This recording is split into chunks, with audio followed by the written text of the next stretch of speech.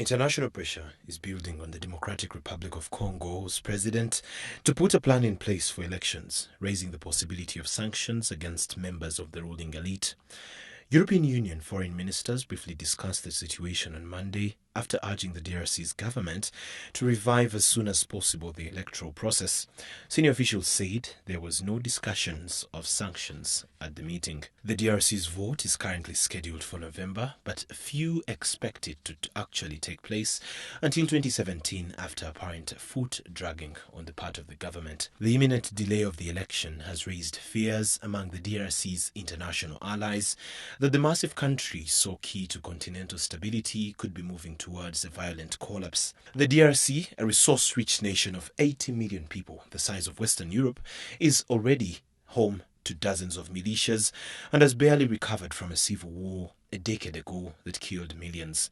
President Joseph Kabila has been in power since 2001, and though term limits bar him from running again, his government has cracked down on political opposition over the past year and announced a series of logistical hurdles that appear to be pushing back elections indefinitely. More than 40 people were killed in a crackdown last year, said right groups, when police clashed with protesters in the capital city of Kinshasa who were demonstrating against a plan to delay the vote by years to conduct a national census.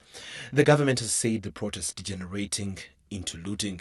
Most recently, the government issued an arrest warrant last week for the leading opposition presidential candidate, Moise Katumbi, who had been in hospital after clashing with police and flew to South Africa on Friday to reportedly seek further medical treatment for injuries from tear gas inhalations and beatings from security forces.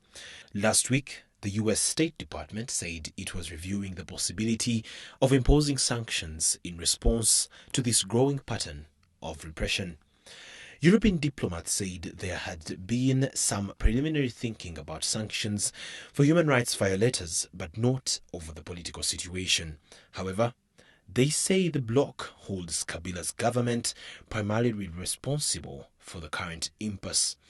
The EU called on the DRC's Election Commission to set out a revised election calendar and pressed the government to move soon to earmark funding for elections and to update electoral lists.